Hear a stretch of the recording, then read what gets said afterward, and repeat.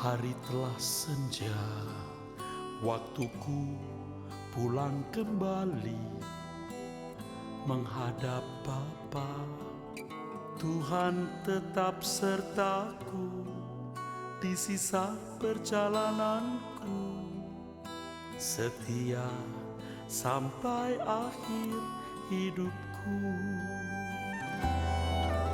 Tuhan tinggallah sertaku, hari telah senja, waktuku pulang kembali menghadap Bapa. Tuhan tetap sertaku di sisa perjalananku, setia sampai akhir hidupku. Kerinduan hati ini kau dapati, aku setia hidup berkenan di hadapan-Mu. Saat ku menutup mata, tunai sudah panggilanku, menggenapi rencana-Mu Bapa.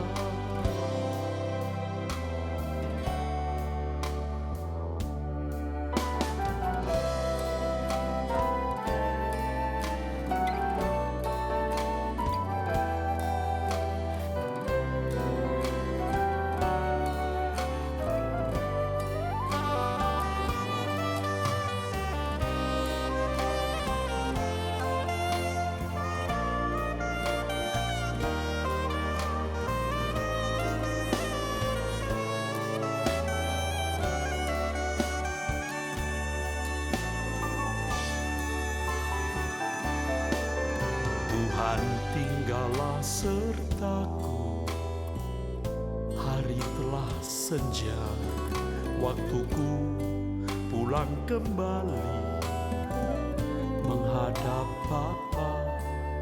Tuhan tetap sertaku di sisa perjalananku, setia sampai akhir hidupku. Kerinduan hati ini kau dapati, aku setia hidup berkenan di hadapan-Mu. Saat ku menutup mata, tunai sudah panggilan-Mu, menggenapi rencana-Mu Bapa. Kerinduan hati ini kau dapati, aku setia hidup berkenan di hadapan-Mu.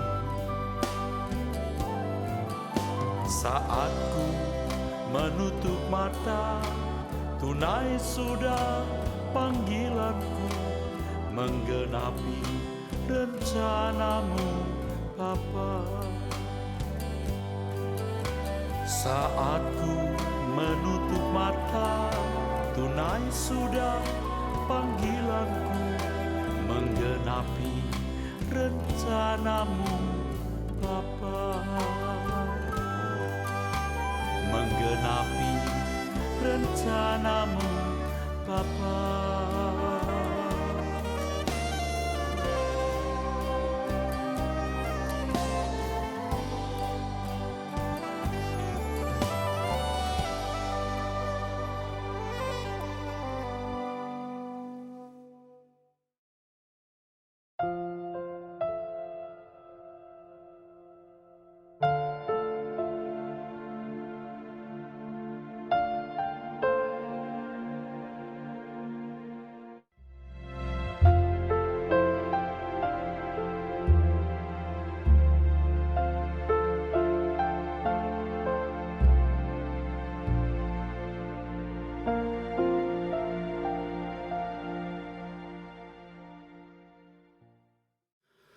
Bapak Ibu Saudara sekalian, perlu Bapak Ibu ketahui bahwa kita belajar mengenai hati nurani, bukan sekedar mengisi pikiran kita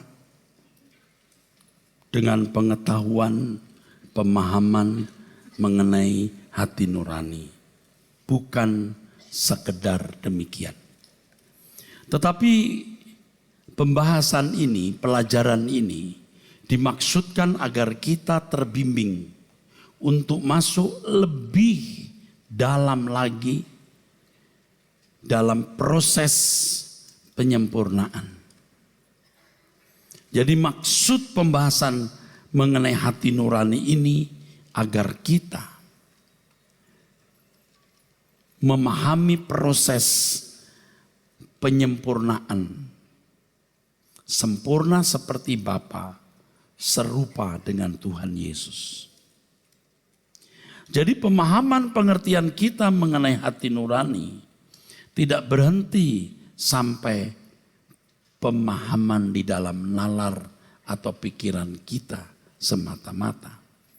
Tetapi sejak kita memahami kebenaran ini, ada perubahan dalam hidup, ada seperti mesin yang mulai bekerja di dalam hidup kita untuk membawa kita kepada kesempurnaan.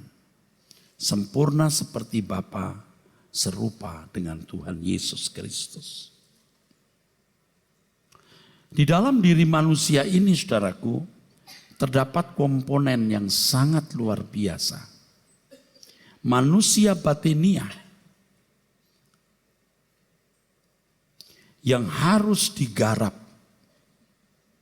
dan terus dikelola untuk menjadi bentuk seperti yang Allah kehendaki. Tubuh manusia ini hanya kemah sementara. Sebagai media. Satu kali tubuh ini akan berkalang tanah atau dikubur.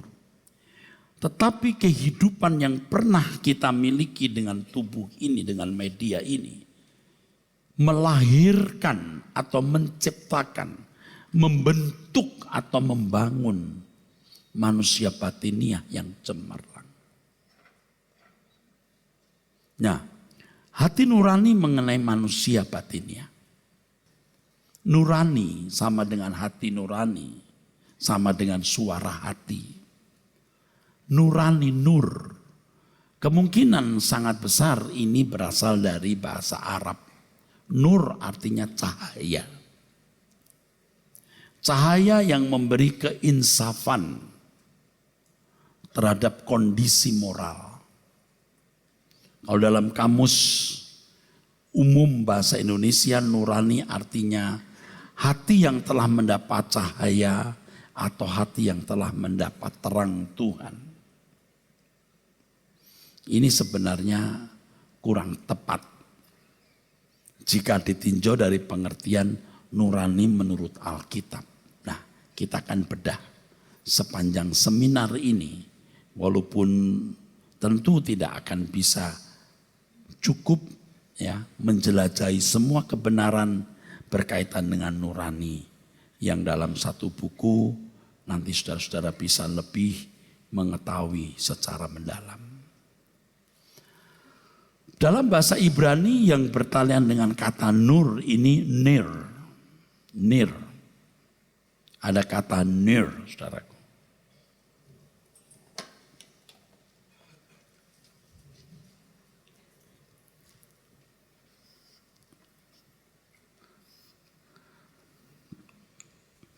Dalam bahasa Ibrani ada kata nur yang artinya juga cahaya tapi juga berarti pelita. Lengkapnya kita menemukan kata nehara.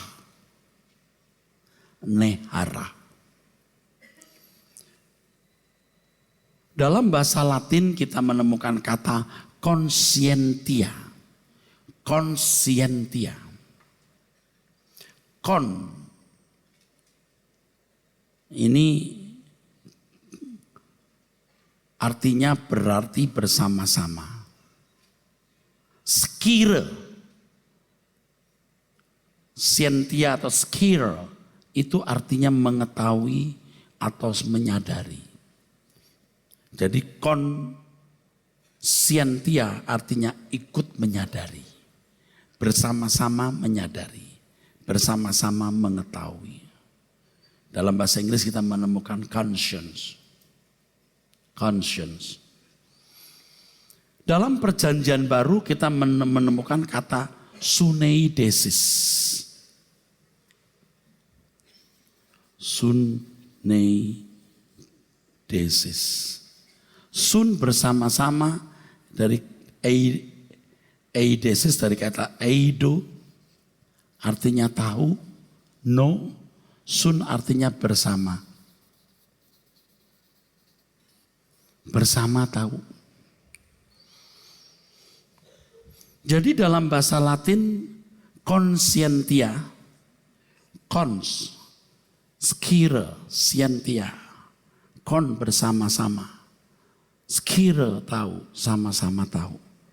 Ini sejajar dengan kata suneidesis, sun bersama-sama, eido tahu. Ya. Kalau dalam bahasa Inggris Anda juga menemukan kata co-perception. Co bersama, perception artinya persepsi, way of thinking. Jadi tahu, sama-sama memiliki cara berpikir. Menarik sekali saudara, mengapa ada kata sun? Kalau bahasa Yunani sun bersama. Dalam bahasa Latin cons, bahasa Inggrisnya co. Mengapa? Saudara akan melihat rahasia ini. Dan hal ini sering saya kemukakan dan akan terus saya kemukakan karena pasti saudara tidak mudah menangkapnya dalam satu kali.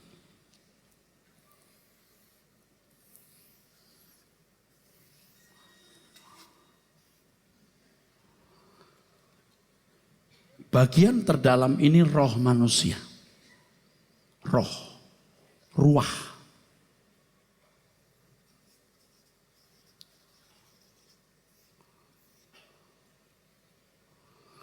Binatang juga punya ruah, punya roh. Ruah ini menunjuk unsur kehidupan. Tapi binatang tidak punya nesyama. Seperti yang dimiliki manusia. Kata roh dalam bahasa Ibrani selain ruah juga nesyama.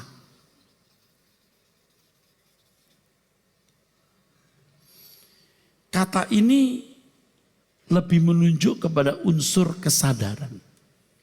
Kalau ruah lebih menunjuk kepada unsur kehidupan yang membuat hidup.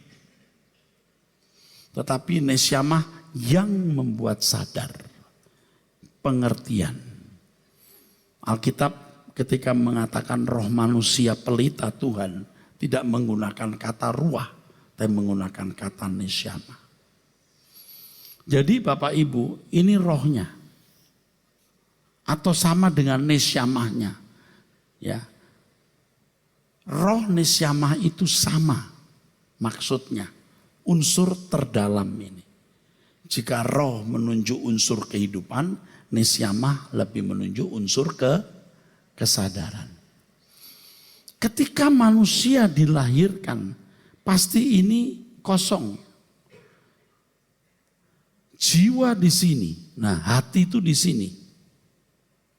Walaupun perbedaan ini mestinya tidak boleh kita pahami secara mutlak, tapi secara relatif. Artinya manusia memang sebuah totalitas personalitas, sebuah kesatuan, saudara.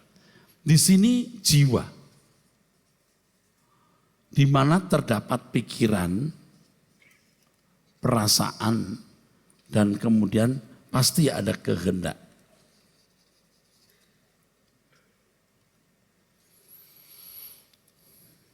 Ketika benih pria, sperma bertemu dengan benih wanita, ovum menjadi sigot yang sangat kecil, tidak bisa kelihatan kecuali menggunakan mikroskop.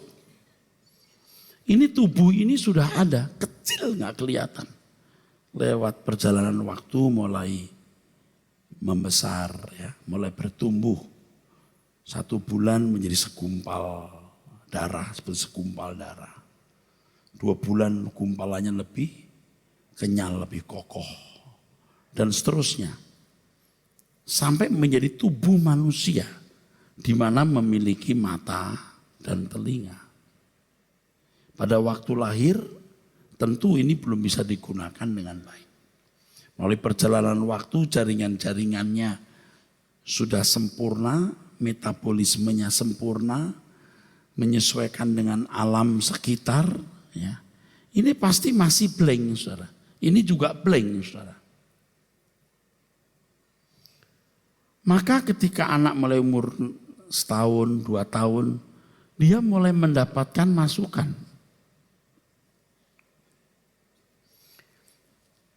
Input yang dia terima dari orang tua itu, saudara, di situ menyangkut value, nilai, value, apa yang baik, apa yang tidak baik, apa yang buruk, apa yang tidak buruk, yang membahagiakan, yang tidak membahagiakan, yang menyenangkan, yang tidak menyenangkan, yang bernilai tinggi, yang bernilai rendah, dibangun di sini, diisikan di sini. Lalu mulai menggumpal di sini, saudara. Di dalam nesyamah ini penting sekali terdapat mindset. Mindset itu terdapat di sini. Bapak Ibu perhatikan ya, kalau anak-anak itu tidak punya pendirian, ya saudara. Anak-anak itu tidak punya pendirian. Hari ini ke kanan, besok ke kiri, besok dibuat ini, besok dibuat itu. Dia tidak punya pendirian. Ketika dia belum memiliki value atau nilai-nilai, memandang nilai-nilai, memandang value. Belum bisa memiliki asumsi, persepsi mengenai nilai-nilai. Seiring dengan perkembangan waktu, cara berpikirnya ini dibentuk. Ini penting sekali dipahami. Apa yang masuk di mata, di telinga, atau melalui indera yang lain, itu kan disaring apa yang boleh masuk, apa yang tidak. Ini boleh, ini enggak. Ini boleh, ini tidak. Makin kokoh nanti di sini. Jadi betapa pentingnya dan betapa berperannya pendidikan anak-anak sejak kecil. Karena sejak kecil anak-anak membangun value. Dan value itu nantinya yang akan mempertimbangkan sesuatu yang diterima atau tidak.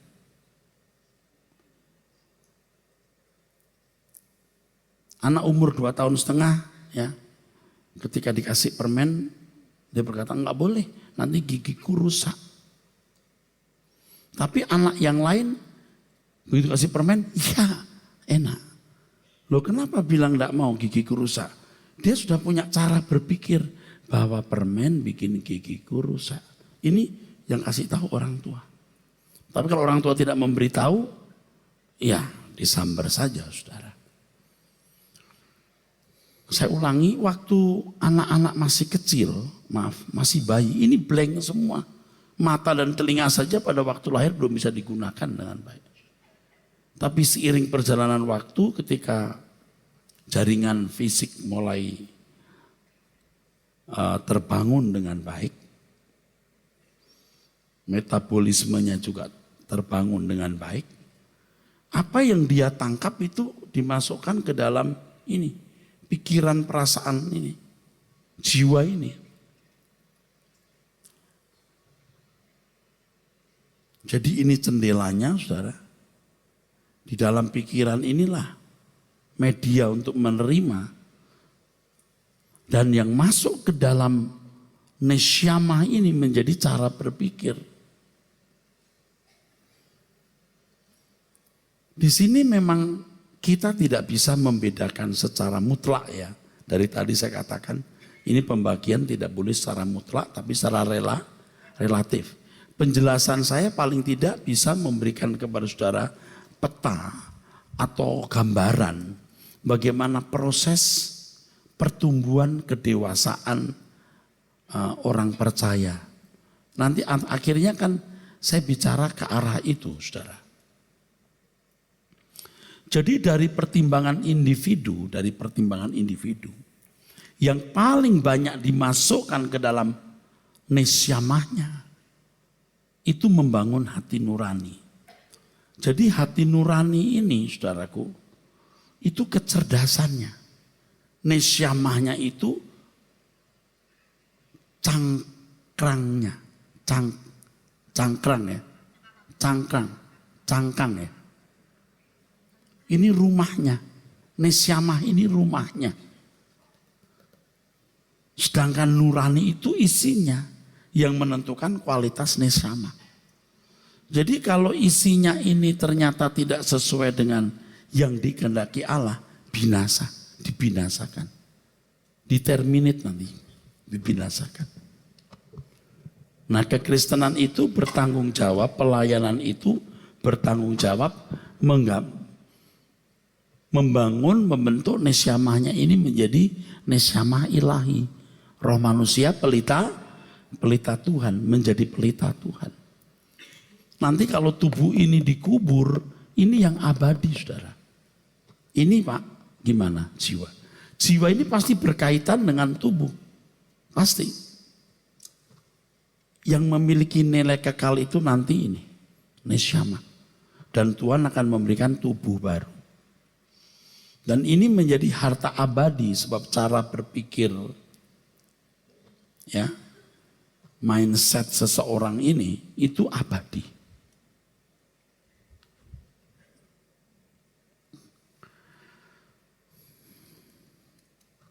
Hati nurani memiliki nilai-nilai atau ukuran value, ukuran nilai, cara memandang sesuatu.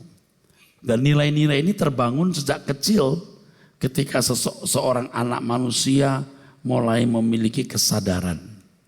Jadi betapa pentingnya pendidikan bagi anak-anak. Betapa pentingnya. Betapa pentingnya. Sebab dari kanak-kanaklah berlangsung proses pembentukan nurani. Nurani terdapat pada nesyamah ini, saudaraku. Dan ini terbangun melalui perjalanan waktu yang panjang. Itulah sebabnya kalau seseorang dalam waktu lama menerima masukan yang buruk, maka hati nuraninya terbangun buruk sampai tidak bisa diubah lagi. Sampai tidak bisa diubah lagi. Jadi kalau di sini dia melihat mamanya mencuri, mamanya bohong, papanya mencuri, papanya bohong, kekerasan terjadi di rumah, di tetangganya. Ini bisa mukul orang lalu orang jatuh, orang sekarat bangga. Bisa ambil uang untung, entah orang itu menangis, meratap atau celaka, oh enggak masalah. Aku dapat, aku untung. Ini kan begitu. Saudara kan mungkin pernah atau sering melihat kejamnya orang, teganya orang. Karena terbangun nurani yang buruk. Lawan politiknya masuk penjara, wah dirayakan, saudara. Ini kan nurani yang begitu itu, nurani yang bagaimana? Nah, nurani inilah dorongan keinsafan batin yang dimiliki seseorang untuk mengontrol sikap dan perilakunya. Dalam mengambil keputusan, dalam memilih dan bertindak, itu nuraninya sangat berperan, saudara. Motornya itu dinurani. Jadi kalau nuraninya sudah memiliki kesimpulan misalnya A, satu kali harus melakukan perbuatan B, terganggu jiwanya. Terganggu. Tapi kalau dipaksa terus dan dia menyerah, Lama-lama yang A jadi B. Saudara pasti melihat kalau di luar negeri, tidak usah dipaksa antri, orang antri. Kan nuraninya sudah begitu rupa. Lampu merah berhenti. Biarpun tengah malam, tidak ada mobil lewat, dia berhenti. Nanti kita belajar kebenaran bahwa nurani ini juga jadi hakim. Hakim itu menghukum. Jadi kalau saudara melakukan sesuatu yang tidak sesuai dengan nilai yang diterima, damainya hilang, sejahteranya hilang. Itu hukuman. Tapi kalau hukuman itu diabaikan terus, dia akan melakukan kesalahan itu tanpa merasa bersalah. Makanya anak-anak sekolah minggu harus mulai dididik untuk memahami kebenaran. Supaya nuraninya itu diasah atau dibentuk atau dibangun menjadi nurani ilahi. Kalau Alkitab mengatakan bahwa roh manusia pelita Tuhan, Amsal 20 ayat 27, roh di situ nesyama. Mengapa bisa menjadi pelita Tuhan? Bisa menjadi pelita Tuhan kalau isi daripada nesyama itu sesuai dengan kebenaran Tuhan. Ya, nanti saudara akan mendengar penjelasan saya mengenai dipimpin roh dan lain-lain nanti ya. Gambarannya akan lebih lengkap.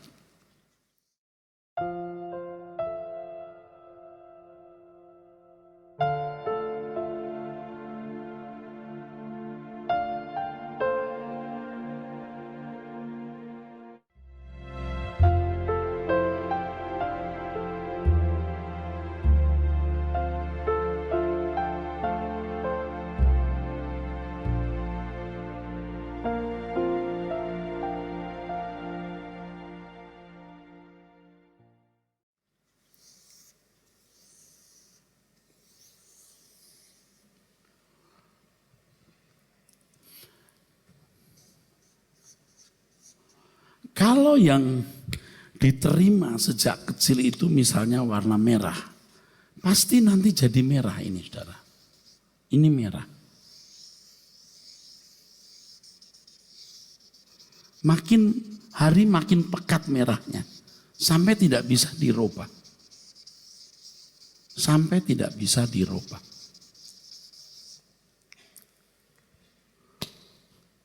Tetapi kalau yang diterima biru, nanti biru ini.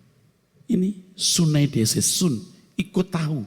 Ikut tahu apa yang jiwa tangkap melalui jendela ini. Ikut tahu. Konsientia, sunaidesis. Ikut tahu nih.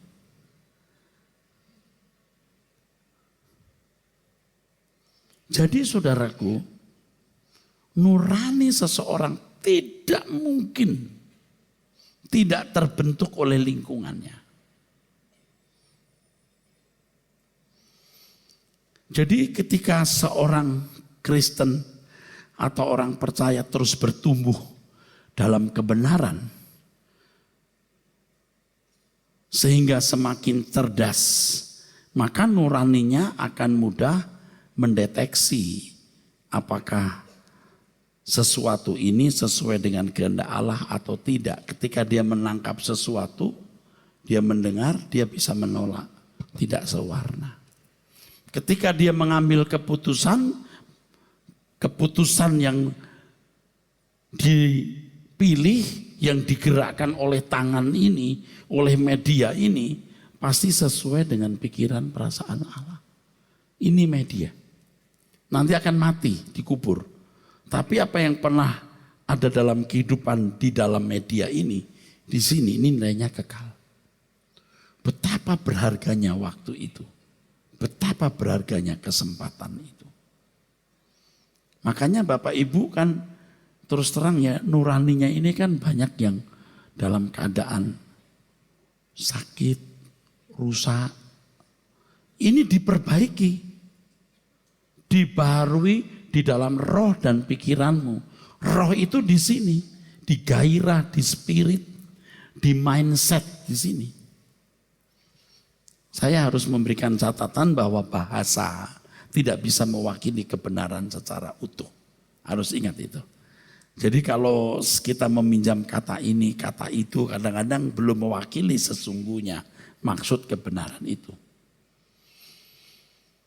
Jadi kalau yang diterima itu kebenaran-kebenaran yang murni, saudaraku, ini dirubah. Karena perubahan ini melalui dua, saudaraku.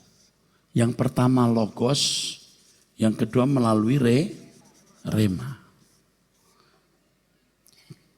Rema ini harus ada kejadiannya, harus ada peristiwanya. Kalau kita duduk, kita mendengar khotbah, baru dapat logos. Kalau kita menghargai logos itu, kita tiap hari belajar dengan tekun dan menghargai, maka Tuhan akan menjadikan logos ini menjadi rema. Rema itu firman dalam situasi konkret. Logos itu firman dalam pengertian. Ini dalam situasi konkret. Makanya orang-orang yang tidak menghargai firman dan miskin dalam firman, Allah bukan tidak mau membentuk dia. Tuhan beri dia peristiwa-peristiwa kehidupan juga enggak dibacanya. Dia enggak membaca. Dan dia juga tidak menghargai. Lagi pula yang kedua, dia tidak mampu membaca. Dia tidak mampu dan dia tidak mau. Makanya Allah bekerja dalam segala hal hanya untuk orang yang mengasihi dia. Yang mengasihi dia pasti orang yang belajar firman. Yang menghormati firman. Yang mau berubah. Maka dalam setiap kejadian yang ada, dia baca ada maksud apa di balik kejadian itu. Dari apa yang dia lihat, dia dengar, apalagi yang dia alami, dia bisa membaca suara Tuhan. Rema ini suara Tuhan ya. Iman datang dari pendengaran, pendengaran oleh rema. Manusia hidup bukan hanya dari roti, tapi dari setiap rema yang keluar dari mulut Allah. Dari mulut Allah pasti dari hati Allah. Ini melalui kejadian hidup. Nah ini akan lebih menggores lewat kejadian hidup itu. Kalau hanya lewat logos tidak bisa. Lewat rema. Tapi orang akan bisa menerima rema kalau punya konsep-konsep. Saya sering menerjemahkan logos itu konsep-konsep. Kalau konsep-konsepnya cukup, dia hormati konsep-konsep itu. Dan dia punya kesediaan untuk berubah. Itu Allah bisa menyediakan semua kejadian. Yang di dalamnya Allah mau membawa kita kepada kesempurnaan. Allah bekerja dalam segala hal mendatangkan kebaikan bagi orang yang mengasihi. Kalau tidak, tidak bisa. Kalau tidak mengasihi Tuhan tidak bisa. Maka kalau orang ikut Tuhan Yesus memang harus melepaskan segala ikatan. Dunia harus menjadi tidak berarti bagi dia. Jadi nesyamah orang itu bisa berubah jadi nesyamah ilahi. Itu kalau orang itu meninggalkan semua kesenangan dunia. Oh harus sekolah, harus kuliah, pasti. Kerja karir, harus. Kan melalui kejadian hidup itulah dia diproses. Dia tidak bisa diam-diam di kamar atau di tengah hutan. Tidak bisa. Dia harus berjuang.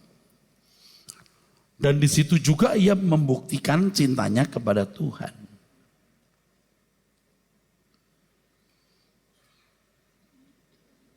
Banyak orang Kristen yang tidak berubah karena tidak mengerti hal ini. Maka tadi saya katakan sejak belajar kebenaran ini, saudara harus seperti punya mesin dan bergerak. Ya tapi kalau tidak mau ya terserah. Terserah 70 tahun umur hidup saudara, saudara mati, saudara menghasilkan apa? Tubuhmu media ini menghasilkan apa? Hanya ini. Yang semua akan dilepaskan.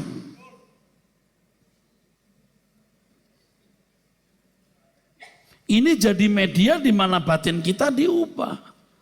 Makanya baju, pakaian, perhiasan, mobil, rumah tidak boleh berharga lagi. Tidak boleh menjadi berharga. Semua itu menjadi sarana kita mengabdi kepada Tuhan, saudara. Saudara masih mengikuti saya dengan baik enggak? Enggak bisa, saudara, diubah Tuhan, enggak bisa kalau masih mencintai dunia. Tuhan itu absolut sekali, mutlak, enggak kompromi. Kalau saudara masih mau senang-senang dengan dunia ini, percuma. Ini perjuangan bagi orang yang melepaskan segala sesuatu.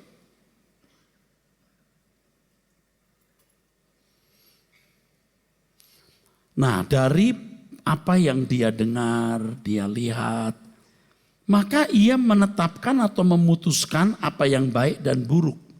Artinya dia membuat peraturan. Jadi dari kecil ketika anak itu bertumbuh terus, dia membuat peraturan.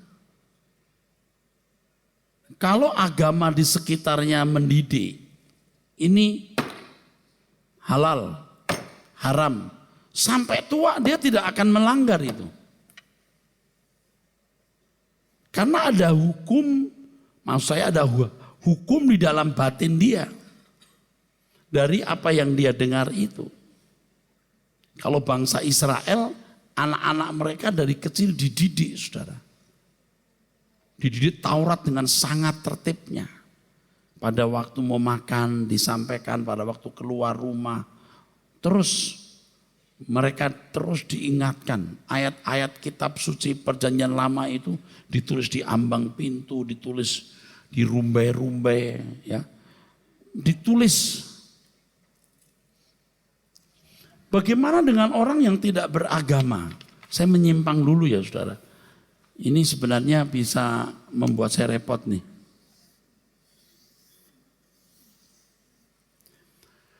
Kalau orang yang tidak memiliki agama bagaimana, Pak? Ya budayanya. Budayanya dia apa? Dari budaya itu. Tradisi dia masuk. Mewarnai jiwa. Lalu membangun nurani. Nanti di akhir zaman, setiap orang dihakimi menurut perbuatan yang tertulis di dalam kitab-kitab. Ini kitabnya. Banyak budaya, ini kitabnya.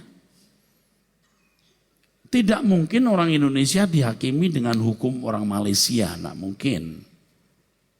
Makanya orang Yahudi akan dihakimi oleh Taurat itu.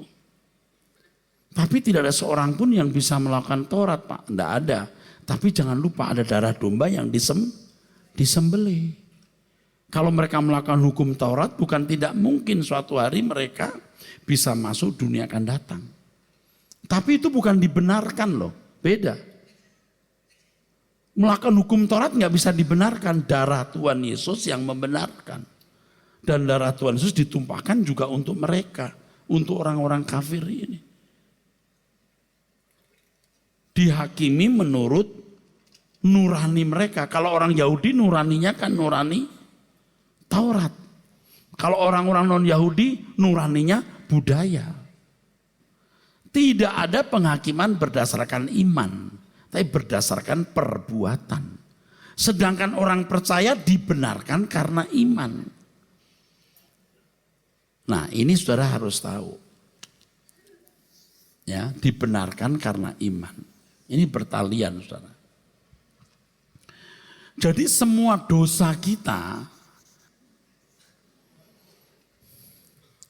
kita itu dipikul Tuhan di kayu salib, saudara. Sudah selesai. Artinya perbuatan salah kita. Jadi semua hukuman dosa telah dipikul di kayu salib. Selesai. Tetapi hukum dosa atau kodrat dosa itu di dalam sini. Saudara bicara soal kodrat atau hukum jangan mistik loh. Di sini pada waktu manusia dilahirkan, yang pertama dia mewarisi gen dari orang tua, gen dosa. Yang kedua lingkungan, menjadikan ini warna biru. Dia tidak ingin punya warna biru loh. Seandainya sebelum dilahirkan orang punya kesadaran ditanya, kamu mau lahir gak di bumi? Oh gak mau, dengan kodrat dosa lalu lingkungan yang buruk lalu punya potensi besar masuk neraka, gak mau. Nah hukuman dosa dipikul, tapi hukum dosa ini harus diselesaikan oleh manusia. Memang ada satu rahasia yang sampai sekarang sukar dipecahkan, saudara. Seberapa kuat potensi gen manusia, gen dosa manusia.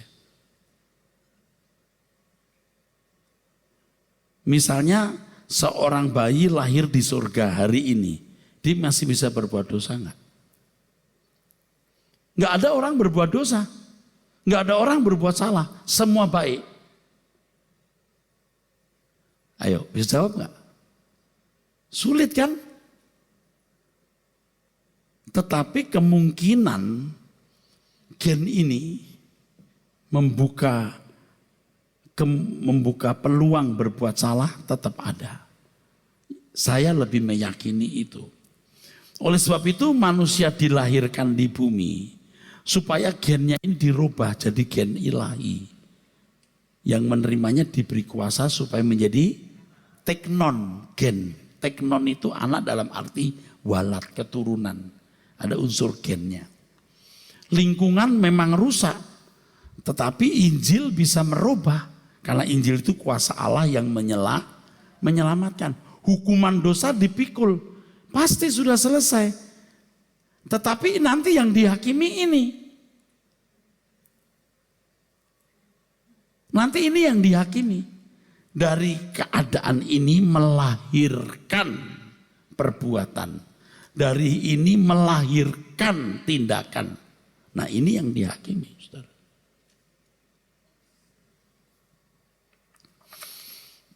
Saya mau jelaskan lagi satu hal supaya saudara-saudara tidak bingung ini. Ketika seorang anak manusia lahir, saudara, salib sudah disediakan bagi orang itu. Segala kemungkinan dosa yang dilakukan orang ini, segala kemungkinan dosa yang dilakukan orang ini, sejak dia lahir 0, sampai nanti umur 70 tahun, selesai di kayu salib. Jadi belum lahir Tuhan sudah mati untuk dia loh. Tetapi yang dipersoalkan itu batinnya orang ini. Makanya jadi manusia itu beresiko. Memang lebih baik jadi jagal biang. Jagal biang itu asu. Enggak ada tanggung jawabnya. Tapi manusia, puji Tuhan hanya 70 tahun, Pak.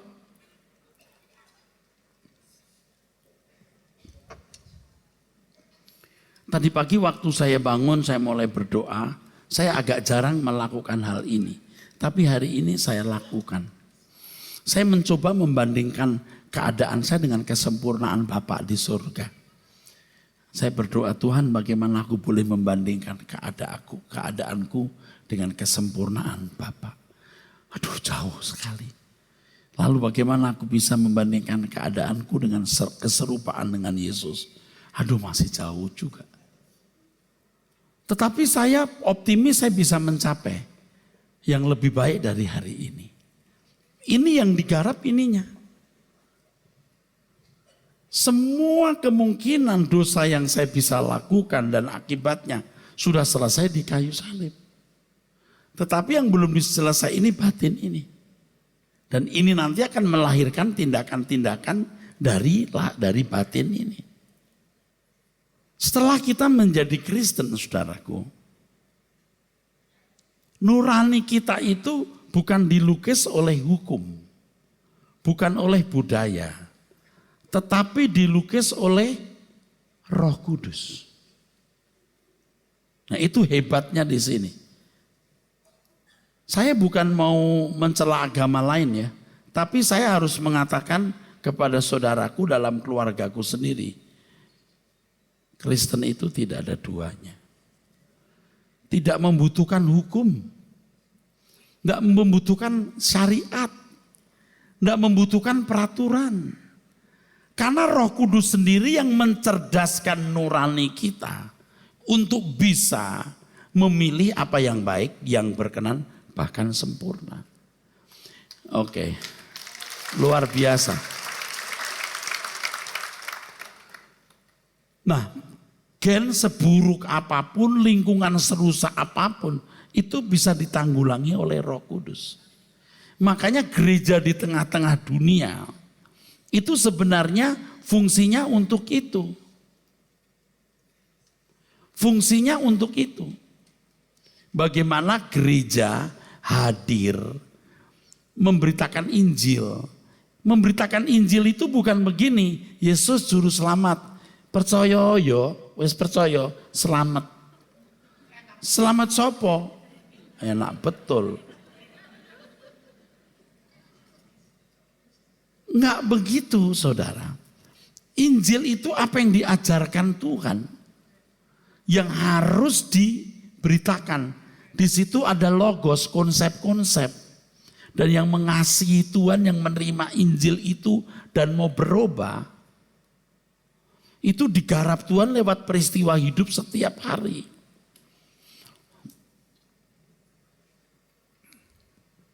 Saudara kalau mau lihat itu, apa namanya, dunia bawah laut, Anda belajar diving nih, betul nggak? Berapa bayarnya?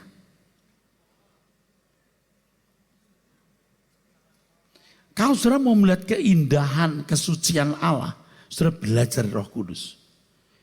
Itu tak ternilai. Tuhan Yesus yang bayar, nggak gratis.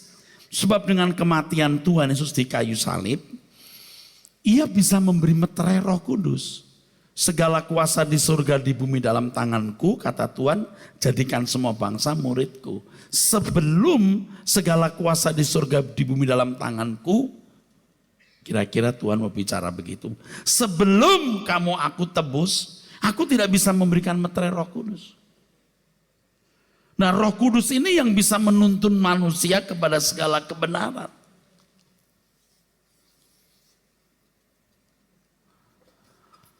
Jadi kan kalau agama itu hukum diisikan di situ kan, lewat telinga, lewat matanya diisikan di sini.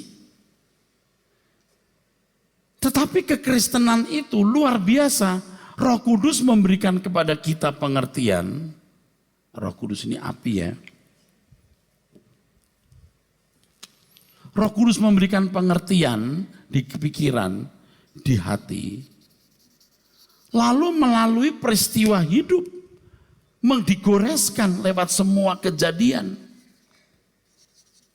Jadi hukum, peraturan, itu hanya mentor sementara atau tutor sementara. Anak-anak dididik, nggak boleh pipis di situ ya. Ayo, lama-lama dia nggak perlu disuruh, nggak perlu diperingatkan, dia tahu bagaimana ke toilet. Cuci tangan dulu. Nanti kalau sudah dewasa, dia mau makan nggak cuci tangan, nggak bisa. Anak-anak yang dari kecil harus sikat gigi sebelum tidur. Itu tidak bisa tidur sebelum sikat gigi sampai tua. Ini gambaran. Orang Kristen tuh tidak perlu hukum, tidak perlu peraturan mestinya. Karena mau dikembalikan ke rancangan semula Allah. Dulu Allah menciptakan manusia tanpa hukum. Kalau hukum itu dibutuhkan, Allah ciptakan hukum dulu, baru manusia. Manusia diciptakan tanpa hukum, tapi punya kecerdasan untuk bisa mengerti kehendak Allah, sehingga segala sesuatu yang dilakukan selalu sesuai dengan pikiran perasaan Allah. Dan saudara mesti tahu bahwa yang namanya jatuh dalam dosa itu kalimat lain. Adam dan Hawa gagal punya nurani ilahi. Tapi nurani manusia tetap dia miliki. Dia masih bisa berbuat baik. Maka diberi perangkat hukum. Yang baik itu bagaimana? Begini, jangan membunuh, jangan berzina, jangan mencuri. Tapi kalau orang Kristen, itu mestinya orang percaya maksudnya. Roh Kudus memberi pengertian konsep-konsep, maka Tuhan mengajarkan Injil lewat peristiwa hidup, digoreskan di dalam hatinya kebenaran-kebenaran itu. Sehingga dia punya nesyama ilahi. Ini jadi pelita Allah. Dan ini akan dimiliki nanti di surga. Makanya orang-orang percaya yang nuraninya seperti nurani Kristus, sesuai firman Tuhan, hendaklah kamu dalam hidupmu bersama menaruh pikiran dan perasaan yang terdapat juga dalam Kristus Yesus, yang punya phroneo sama dengan suneidesis, sama dengan nurani Kristus, masuk menjadi anggota keluarga. Dia masuk anggota keluarga kerajaan. Jadi yang masuk anggota keluarga kerajaan tidak semua orang percaya, tidak semua orang Kristen maksud saya. Tetapi yang nuraninya nurani Kristus. Amin.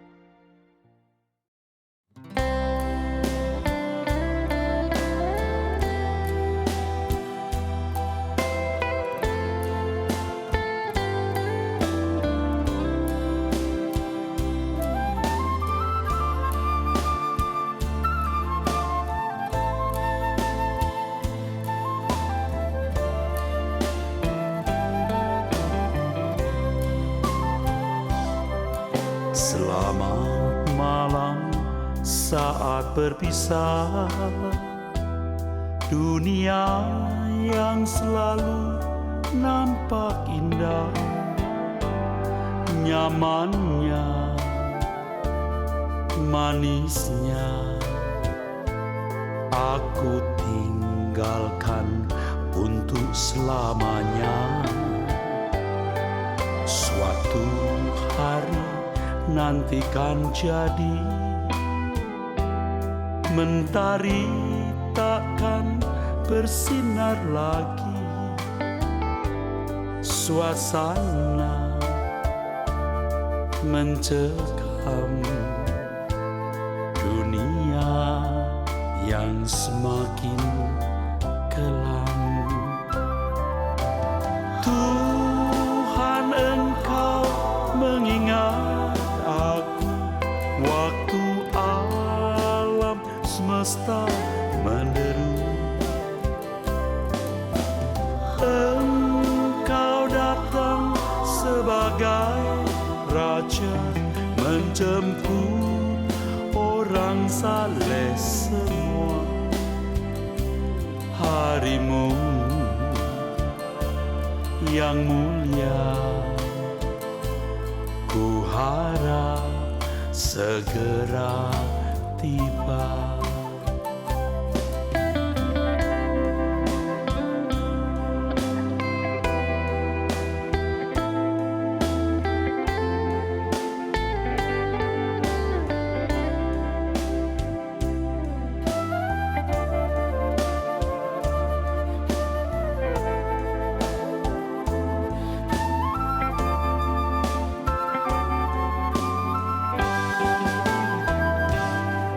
Suatu hari nanti kan jadi, mentari takkan bersinar lagi, suasana mencekam, dunia yang semakin kelam.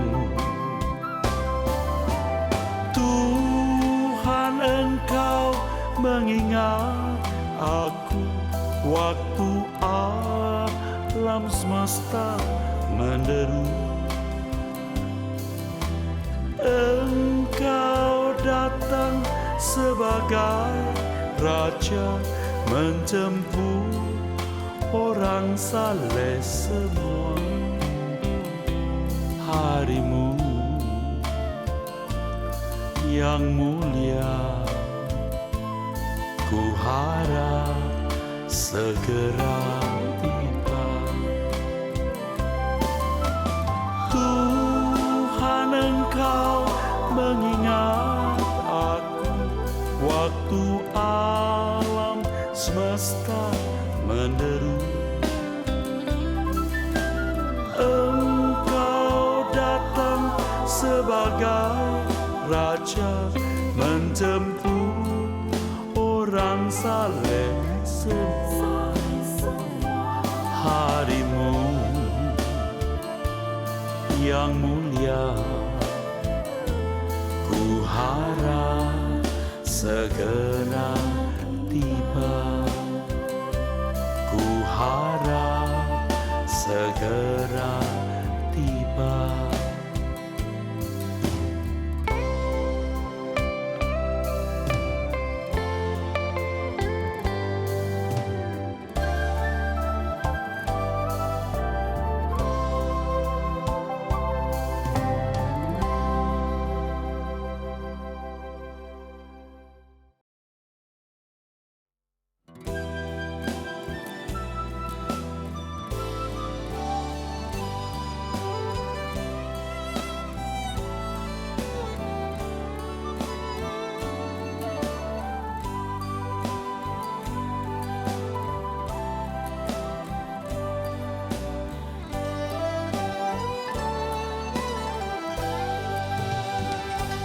Tuhan, tolong ingatkan ku terus.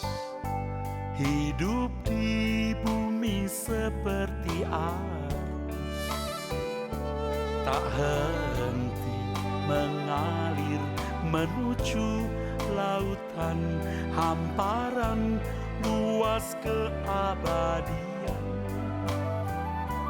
Langit bumi semuanya terguncang, tiada yang tetap bertahan.